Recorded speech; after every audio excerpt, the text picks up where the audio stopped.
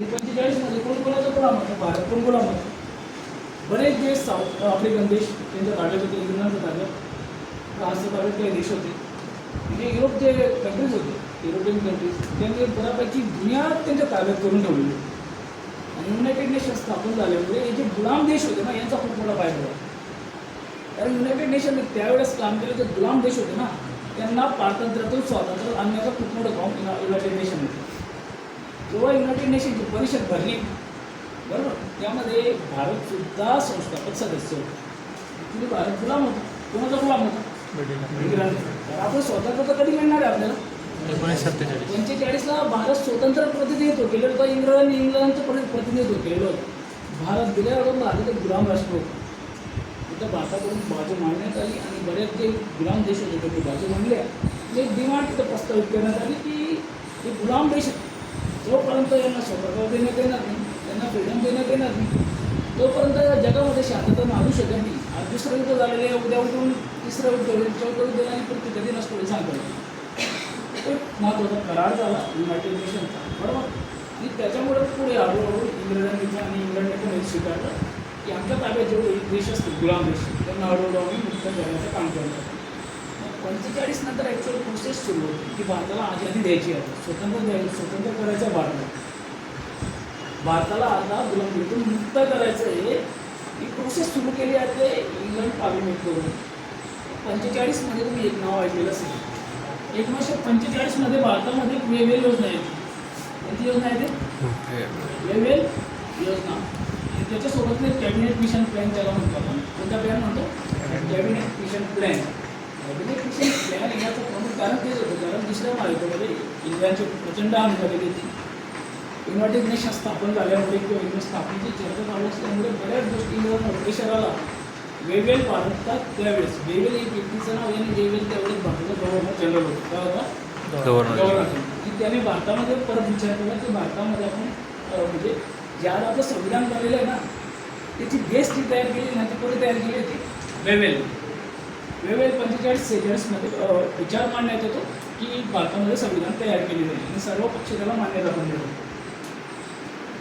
मग आता तुम्हाला इथून समजेल की वेवेलने केव्हा मान्यता दिली आणि बरेच काँग्रेस किंवा इतर जे छोटे मोठे पक्ष होते, बरेच संस्थानिक होते, सर्वांनी मान्यता दिली की भारताचा राज्यघटना बनेल. म्हणजे सगळ्यांच्या मताने भारताचा राज्यघटना बनेल किंवा वेवेल. आणि मग राज्यघटना निर्मिती करण्यासाठी कारण आतापर्यंत भारतात 1935च्या कायद्याने शासन चालू आहे. कोणत्या कायद्यांचे शासन चालू आहे? आणि त्यांनी 1946-47च्या आसपास डिसाईड करून दिलेलं होतं की भारताला 1948पर्यंत काय देण्यात येईल? स्वातंत्र्य देण्यात येईल. म्हणजे भारताला आधी सांगून ठेवलेलं होतं, अचानक स्वातंत्र्य नाही मिळालेलं आपल्याला. भारताला 45-46मध्ये सांगण्यात आलेलं होतं. 46-47च्या सुरुवातीला क्लेमेंट ॲटली म्हणून इंग्लंडचा पंतप्रधान होता.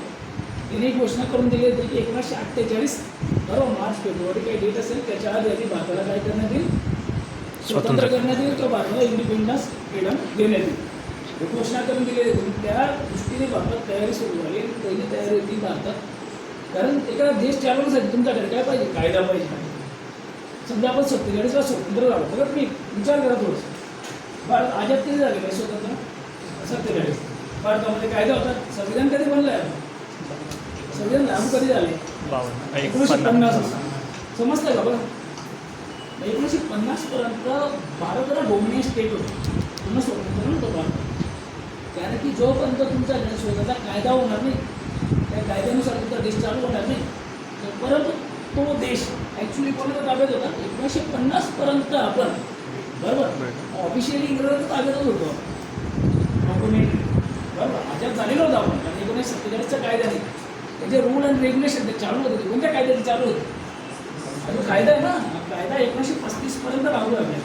किंवापर्यंत 1950पर्यंत हा कायदा लागू होता, बरोबर. आणि स्वतः कोणाचा कायदा? ब्रिटिशांचा कायदा. स्वातंत्र्याकडे जावे आपण 47 बरोबर. एक कन्सेप्ट समजला. 47-46मध्ये एक संविधान सभा पण ते भरतो. संविधान सभेमध्ये बऱ्याच घटना असतील ते आपण डिटेलमध्ये समजलो. 46मध्ये संविधान सभा बनते आणि संविधान सभेची मग मीटिंग व्हायला. दिल्लीमध्ये मीटिंग होता सेंट्रल हॉलमध्ये, बरोबर. संविधान सभेची स्थापना ॲक्च्युली डेट देण्यात आली 6 डिसेंबर 1946 स्थापनाची तारीख. आणि पहिली मीटिंग किंवा पहिली बैठक कधी घेण्यात आली? पहिली बैठक घेण्यात येते डिसेंबर महिन्यात. कोणतं तारखेपासून? 9 डिसेंबर ते 23 डिसेंबर. बरोबर. 9 डिसेंबर 23 डिसेंबरला संविधान असेंब्ली किंवा कॉन्स्टिट्यूशन असेंब्ली किंवा त्याला आपण संविधान सभेची पहिली बैठक होती. इथं बऱ्यापैकी गोष्टी होतात. मग अध्यक्ष, उपाध्यक्ष, बरोबर काय काय त्या सगळ्या गोष्टी होते. तुला अध्यक्ष वगैरे नेमले ते. पण बघा तुम्हाला 1947 येऊन गेलं भारतात. 1947 येऊन गेला भारताचं संविधान तयार नाही. एक कायदा बनतो 1912 स्वातंत्र्याचा कायदा. हा कायदा बनवला जातो 1947ला. केव्हा बनवला जातो? आणि हा कायदा सुद्धा कुठं बनलेला आहे? ब्रिटनमध्ये. कुठं बनलेला आहे? कारण भारताला स्वातंत्र्य कोणी दिलं आहे? इंग्रजांनी. आणि 1947चा कायदा ते पास करतात. जेव्हा कायदा पास केला असतो तेव्हा भारतामध्ये गव्हर्नर जनरल त्याचं नाव असतं लॉर्ड माउंटबॅटन. त्याचं नाव असतं 1947च्या कायद्याने भारत आजाद होऊन गेला. पण भारतामध्ये संविधान नाही. ही सगळ्यात महत्त्वाची गोष्ट. ज्यांना आपण संविधानाचे जनक किंवा फादर ऑफ इंडियन कॉन्स्टिट्यूशन म्हणतो. कोणाला म्हणतो? तुम्हाला म्हणतो. तेव्हा स्वतंत्र झालं ना. डॉक्टर बाबासाहेब आंबेडकरांचा आणि संविधानाचा काही संबंध नव्हता. महत्त्वाची गोष्ट. बरोबर. आणि महत्त्वाचं काय होतं ते नंतर सांगितलं. आणि सगळ्यात महत्त्वाचं संविधान बनवण्यासाठी मसुदा कोणी बनवला होता? कोणत्या समितीने बनवला? मसुदा समिती. बरोबर. बघा मसुदा समिती. मसुदा समितीला ड्राफ्टिंग कमिटी म्हणतात. मसुदा समितीची स्थापना बघा संविधान सभा कधी बनली? 46 मध्ये डिसेंबरमध्ये. 47 ऑगस्ट येऊन गेला. आपण आजाद झालो, स्वतंत्र झालो. 15 ऑगस्ट येऊन गेला. संविधान सभेची मसुदा समितीचं काम काय होतं माहिती आहे का? की संविधानचा कच्चा ड्राफ्ट तयार करणे, संविधानची रूपरेषा तयार करणे हे काम कोणाकडे होतं? मसुदा समिती. भारत स्वतंत्र होऊन गेला तोपर्यंत भारतामध्ये संविधान मसुदा समितीची निर्मिती झालेली नव्हती. तर मोड चालू होतं. बघा काय होतं. मग पुढे एक तारीख येते 29 ऑगस्ट 1947. म्हणजे स्वतंत्र मिळण्याच्या 14-15 दिवसात भारतात एक समिती स्थापन होती. मसुदा समितीचा ड्राफ्टिंग कमिटी. त्या समितीमध्ये 7 सदस्य असतात. तिचे अध्यक्ष असतात डॉक्टर बाबासाहेब आंबेडकर. इथून मग भारताची संविधानाची कधी सुरुवात होती. आपण बघतो की संविधानाची सभेची स्थापना तेव्हा झाली 46 मध्ये डिसेंबरमध्ये. पण कार्य कधी सुरू झालं संविधान बनवायचं नाही? कधी सुरू झालं? त्याच्या आधी एक व्यक्ती होता. त्याचं होतं BN राव. त्याचं नाव होतं BN राव. संविधान सभेचे सल्लागार होते. पण त्यांच्याकडे ड्राफ्टिंग राईट नव्हतं. बरोबर. ड्राफ्ट करत नव्हतं, फक्त सल्ला देण्याचं काम करत. ॲक्च्युली तो आजची जी संविधान दिसते आपल्याला त्याची रूपरेषा त्याचं स्वरूप बनवण्याचं काम केलं ते कोणत्या समितीने केलं? मसुदा समिती बरेच काम करते. बरोबर. 1-2 वर्ष त्याच्यावर काम करत असतात. बघा आता हे संविधान बनवण्याचं काम करते आहे. भारतात कोणता कायदा चालू? ब्रिटनचा. आणि भारत स्वतंत्र होऊन गेला. बघा कॉम्प्लेक्स मटेरियल सगळं की भारत स्वतंत्र बी झालेलं आहे. भारताकडे संविधान बी नाही. भारताकडे इंग्रजांचा बी कायदा चालू नाही. आणि दुसऱ्या भाषेत भारताला स्वतंत्र बी म्हणत नाही. भारताला डॉमिनेट स्टेट म्हटलं जातं. सगळे पेच प्रसंग आहे. भारताला आपण सर्वसाधारण भाषेत बोलून येतो. आपण भारताला आधी 1947 सोडून घेतो. पूर्णतः सत्य नाही आहे. बरोबर. हे पूर्णतः सत्य नाही. बरोबर. म्हणजे आपण अभ्यास करतो तर त्याला आपल्याला या गोष्टी करतो. या सगळ्या गोष्टी होतात. पुढे जाऊन 26 नोव्हेंबर 1949 आहे ना तेव्हा भारताच्या संविधान समितीचे मेंबर असते ते त्याच्यावर सही सिग्नेचर करते आणि आपल्या भारतीय जनतेच्या प्रती हे संविधान एक सत्य. म्हणजे हजारो वर्षाचा इतिहास होता भारताचा. भारतामध्ये समानता नावाची गोष्ट होती का? तो नाही होती. भारतामध्ये अनेक प्रकारच्या जाती परंपरा होत्या. बरोबर. कनिष्ठ जातीचे लोक, वरिष्ठ जातीचे लोक, जातींमध्ये भेद, माणसांमध्ये भेद भारताने इतिहासात बघितलं. महिला पुरुषमध्ये भेद, नर बळी, महिला बळी, महिलांवर रेपच्या केसेस, विधवा बळीच्या समस्या, बालबळीच्या समस्या भारताने असंख्य गोष्टी बघितली. वर्णवाद होते, जातीवाद होते. बरोबर. पण बघितलं सगळं भारताची त्या सगळ्यांना माहिती. बरेच राज्य असे होते भारतामध्ये.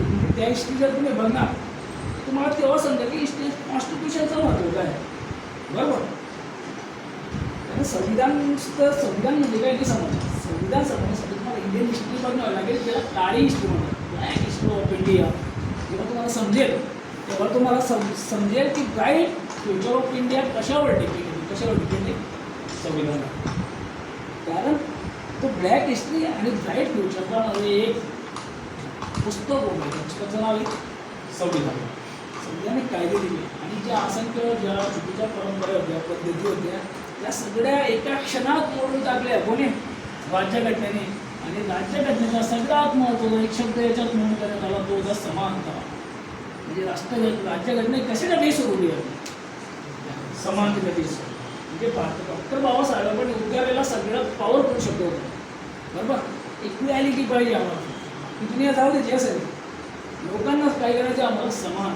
आणि हजारो लाखो वर्ष गेले असतील, जेवढे वर्ष झाले असतील, भारतामध्ये समानतेचा शब्द ऐकलेला नव्हता. संविधानाने मूळ शब्द बनवला, आपला प्रमुख शब्द, की प्रत्येक कलममध्ये, प्रत्येक संविधानाच्या प्रत्येक पानावर महत्त्वाचा आधार होता समानता.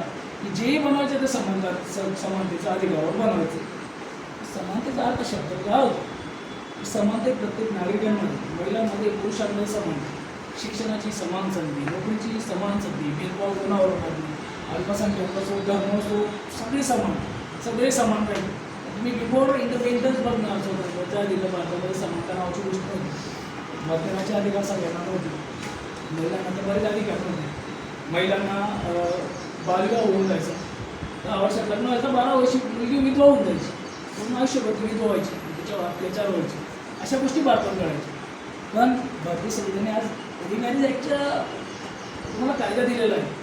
संविधान कलम नंबर 21 रिमॅरेज ॲक्ट, जिसका पुनर्विवाह कायदा जो असतो ना, तुम्हाला कलम नंबर 21मधून जीवनाचा स्वातंत्र्याचा भाग करून टाकलेला आहे तुम्हाला. हे सगळं कोणी दिलं आपल्याला? संविधानाने. संविधानाचा बेस समजा काय बरं, संविधान असेल मग 1950 आहे ना, 1950ची जानेवारी महिन्याची 1 तारीख आहे, 26 जानेवारी.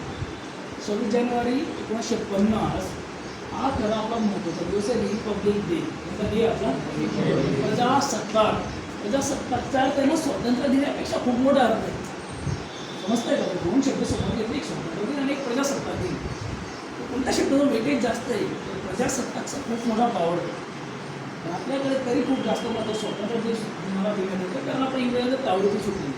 आणि त्याच्यापेक्षा जास्त महत्त्व आहे प्रजासत्ताक दिनाला, कारण प्रजेच्या हातात सत्ता आलेली होती.